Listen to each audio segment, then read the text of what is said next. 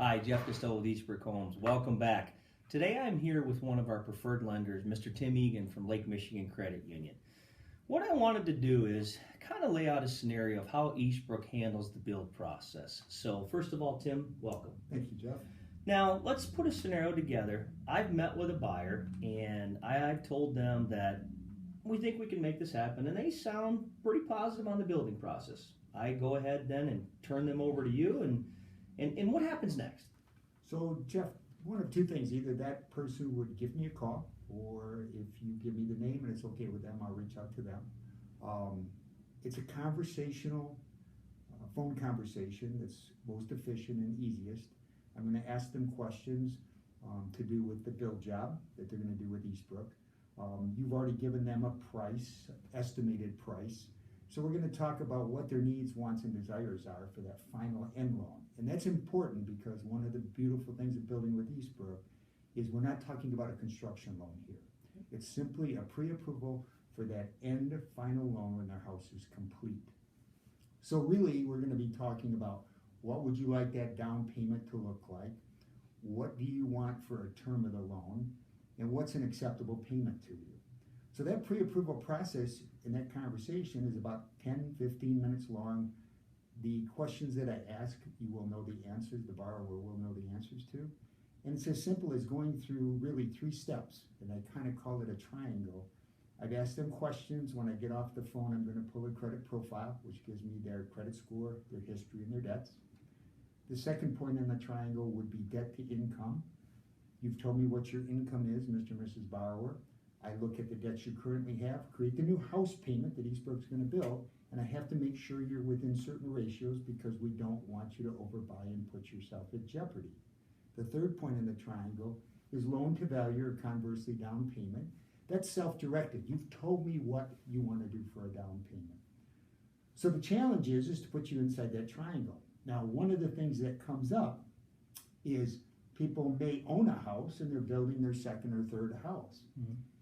And people say to me, well, Tim, what do? I really don't have a large down payment or deposit to give Eastbrook right now. Maybe I can give them 10%. And I think that's essentially what you're requiring for a deposit.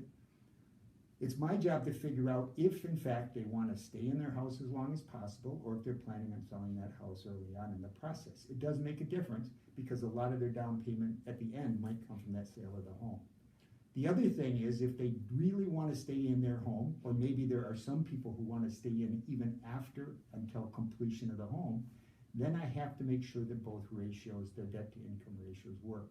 So it's a process. It's called the art of the deal, okay? But what I want people to know is that we go through this process, and most times we will be able to qualify them or pre-approve them. So that's step 1.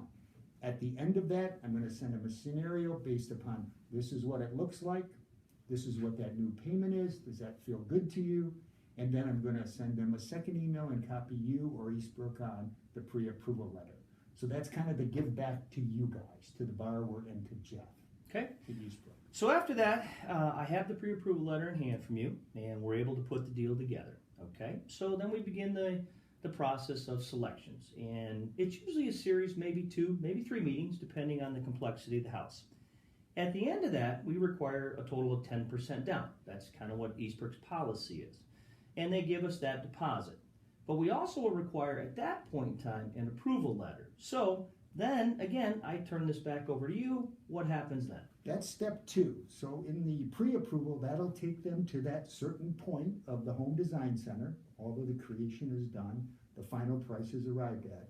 And at that point, we will put them in process. And by that, I mean we're going to collect the W-2s, the pay stubs, all of the information we need to be able to produce a commitment letter in 10 days, a week to 10 days, so that Eastbrook and they know that they can be committed, and we're committed to that final end loan.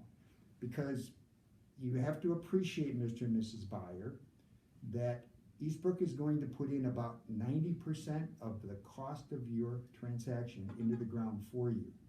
And without that commitment letter, they can't do that. So that's a really important piece, and it's very important in the sense that you're pre-approved, but that'll take you only so far, and then you need to have a full commitment. And that's where I collect the W-2s, the pay stubs, all of the information we would need.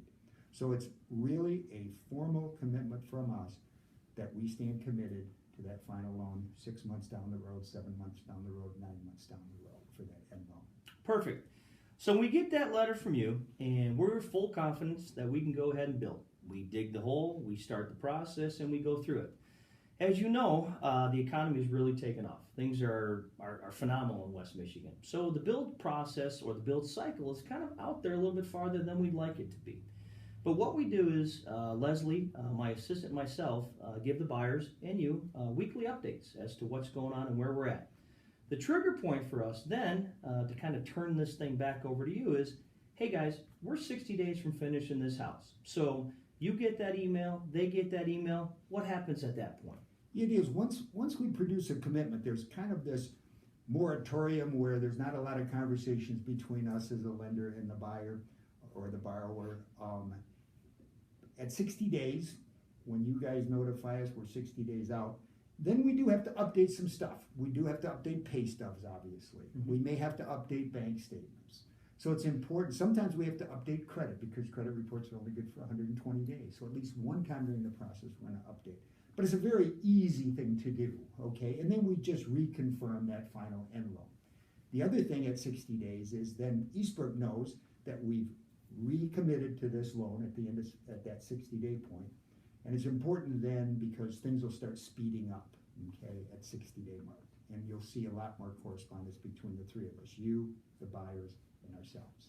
Right, title work is ordered, appraisals are ordered, a lot of stuff happens between that 60-day mark and to close. Absolutely. Okay, so we get to closing, and what happens at the closing date?